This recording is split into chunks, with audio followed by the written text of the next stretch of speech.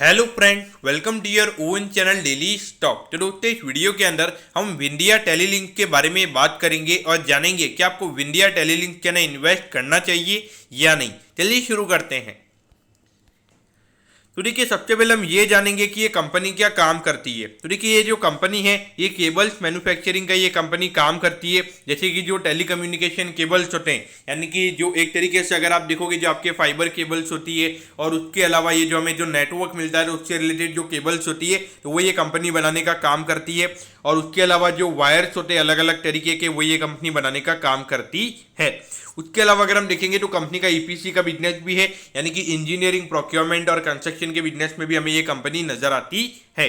तो देखिए, करंटली अगर हम देखेंगे तो मेन बिजनेस कंपनी का ईपीसी वाला ही है। अराउंड अगर हम देखेंगे कंपनी के जो रेवेन्यूज है, अराउंड 82% का जो कंपनी का रेवेन्यू है वो हमें ईपीसी बिजनेस से ही आता हुआ नजर आता है। तो अभी 18% का रेवेन्यू ही केबल बिजनेस चाहता है, लेकिन आने वाले टाइम पे जिस तरीके से अगर आप देखोगे ये केबल वाला बिजनेस ग्रो हो रहा है, तो वहां पे डेफिनेटली अराउंड 30-70 के लगभग हमें ये नंबर होता हुआ नजर आ सकता है।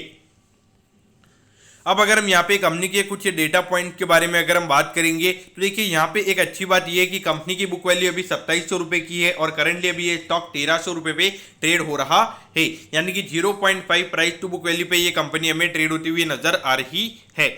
अब अगर हम यहाँ पे आरओई और आरओसी की बात करेंगे तो ये नंबर यहाँ पे काफी बुरा है। अगर आप देखोगे 8.5% का रिटर्न ऑन कैपिटल है और रिटर्न ऑन इक्विटी यहाँ पे 6% के लगभग है। तो देखिए, डेफिनेटली अगर आप देखोगे तो इतने कम प्राइस टू बुक वैल्यू पे स्टॉक का ट्रेड होने का जो मेन रीजन है वो ये कि रिटर्न रेशियोज यहाँ पे इतने अच्छे नहीं है। तो ये डेफिनेटली अगर आप देखोगे जो इक्विटी शेयर होल्डर्स होते हैं, अगर उन्हें वो देखेंगे यार मुझे ये टोटल मेरा पैसा लगा हुआ है उस पर 15 से 20% भी अगर ये कंपनी प्रॉफिट जनरेट नहीं कर पा रही है, तो मैं यहाँ पे इन्वेस्ट क्यों करूंगा। ये एक पॉइंट आपने यहाँ पे नोटिस करना चाहिए। बाकी अगर हम डिविडेंड यील्ड की बात करेंगे, 0.76% का डिविडेंड यील्ड है।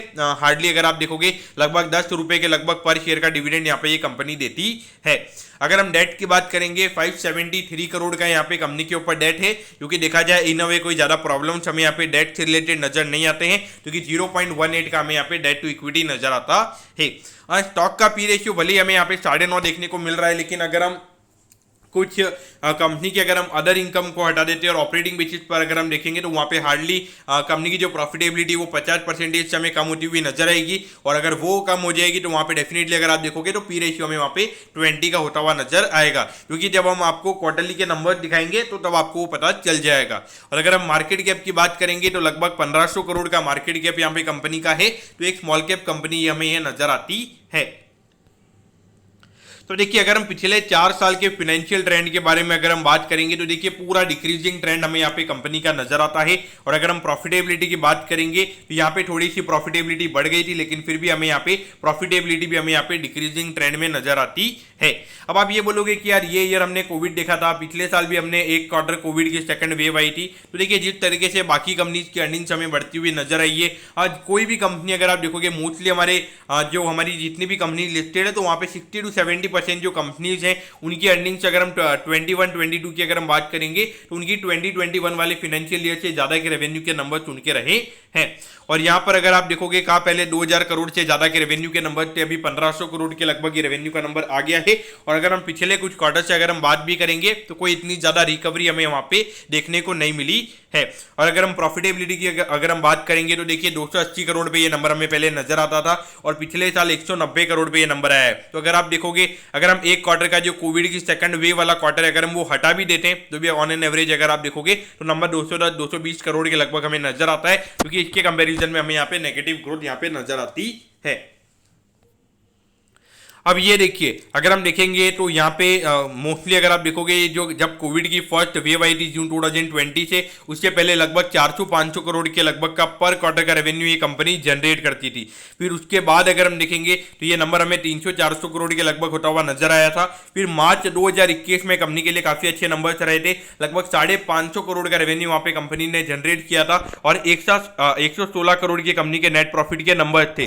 लेकिन यहाँ पर एक नेगेटिव पॉइंट जो हमें यहाँ पे नजर आता है वो ये कि यहाँ पे 96 करोड़ की कंपनी की अदर इनकम थी, यानी कि अदर इनकम यानी कि जो कंपनी के इन्वेस्टमेंट्स होते हैं उसे सेल करके या फिर कहीं से कहीं इंटरेस्ट इनकम कंपनी की आ रही है, तो उसकी वजह से 96 करोड़ का हमें यहाँ पे ये नंबर देखने को मिल रहा है। डेफिनेटली अगर आप देखोगे, अगर हम इस नंबर को हटा देते हैं, यहाँ पे ऑपरेटिंग प्रॉफिट का नंबर है कंपनी का 86 करोड़ पे, तो ये नंबर इतना ज्यादा क्यों आया? अदर इनकम की वजह से आया। तो अगर हम ऑपरेटिंग प्रॉफिट के हिसाब से देखेंगे तो यहाँ पे ये नंबर हमें काफी कम नजर आता है। तो इसके बाद अगर आप देखोगे इंटरेस्ट एक्सपेंस हो गया, डेप्रिसिएशन एक्सपेंस हो गया, तो इनको अगर हम माइनस करते हैं तो यहाँ पर देखिए 20 का ये एक्सपेंस है और 7 का ये एक्सपेंस है। अगर हम इसको 86 में से माइनस करते हैं तो 59 करोड़ रुपीज का ही वहां पे हमें ये नंबर नजर आता है। तो ये अदर इनकम, ये कभी भी ये फैक्टर हमें कम होता हुआ नजर आ सकता है, तो ये हमें यहाँ पे माइंड में रखना है। उसके अलावा अगर हम देखेंगे तो फिर से कंपनी के रेवेन्यू के नंबर 400 करोड़ से नीचे हो गए थे, और यहाँ पर अगर आप देखोगे 5 क्वार्टर लगातार हो चुके हैं और ये 5 क्वार्टर में लगातार 400 करोड़ के नीचे का रेवेन्यू यहाँ पे कंपनी ने जनरेट किया है। और अगर हम प्रॉफिटेबिलिटी की बात करेंगे तो देखिए यहाँ पे भले 66 करोड़ के कंपनी के नेट प्रॉफिट के नंबर से, लेकिन यहाँ पर भी 53 करोड़ की हमें यहाँ पे अदर इनकम नजर आती है। देखिए कंपनी की अगर हम बात करेंगे, जितना कंपनी ऑपरेटिंग प्रॉफिट जनरेट कर रही है उतने वहां पे अदर इनकम कंपनी की नजर आ रही है। जिस दिन ये अदर इनकम वाला फैक्टर कंपनी का कम हो जाएगा या फिर बंद हो जाएगा या फिर अदर इनकम आधी हो जाएगी, तो वहां पे कंपनी की प्रॉफिटेबिलिटी कुछ भी नहीं रहेगी। क्योंकि ये देखिए यहाँ पे 38 करोड़ रुपीज कंपनी ने कमाए हैं और अदर इनकम वाला फैक्टर 31 करोड़ पे हमें नजर आता है। तो अगर हम इस फैक्टर को हटा देंगे तो सिर्फ 7 करोड़ के लगभग का ये नंबर नजर आता है। हाँ, वो बात अलग है कि वहां पे टैक्स परसेंटेज वगैरह अलग लगेंगे, तो वो चीजें अलग वहां पे हो सकती है। लेकिन अगर हम ये फैक्टर के हिसाब से देखेंगे तो अगर ये ऑन एन एवरेज अगर हम 10 करोड़ के बेसिस पर अगर हम मान के चलेंगे तो वहां पे 40 करोड़ की प्रॉफिटेबिलिटी कंपनी की होती है और लगभग 40 के पी मल्टीपल पे ये कंपनी का शेयर आएगा। तो देखा जाए ऑपरेटिंग बेसिस पे ये स्टॉक हमें इतना सस्ता ट्रेड होता हुआ नजर नहीं आ रहा है। अब अगर हम शेयर होल्डिंग पैटर्न की अगर हम बात करेंगे तो देखिए प्रमोटर्स की होल्डिंग जितने भी क्वार्टर्स हमने यहाँ पे दिए हुए हैं तो वहाँ पे कांस्टेंट है, 43.54% की होल्डिंग यहाँ पे प्रमोटर्स के पास है। और अगर हम एफआईआई की होल्डिंग की अगर हम बात करेंगे तो एफआईआई जहाँ पे ये एक अच्छी बात हमें यहाँ पे नजर आती है कि यहाँ पे सितंबर 2021 से लेके यहाँ पे हर क्वार्टर में एफआईआई की होल्डिंग बढ़ी है। और उसके अलावा अगर हम यहाँ पे डीआईएस की होल्डिंग की अगर हम बात करेंगे तो यहाँ पे थोड़ी सी होल्डिंग कम हुई थी और वो फिर से हमें यहाँ पे रिकवर होती हुई नजर आई है। अगर हम पब्लिक की होल्डिंग की बात करेंगे तो 46% की होल्डिंग यहाँ पे पब्लिक के पास है।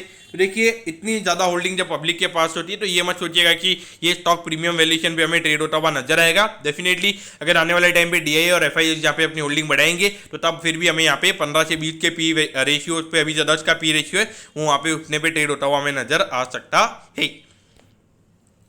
तो अब अगर हम यहाँ पे देखेंगे तो देखिए पिछले 3 साल के कंपनी के ऑपरेटिंग कैश फ्लो के नंबर्स काफी अच्छे हैं। तो देखिए ऑपरेटिंग कैश फ्लो में जब एक पॉजिटिव कैश फ्लो अगर हमें देखने को मिलता है तो वो हमें काफी पॉजिटिव वे में लेना चाहिए।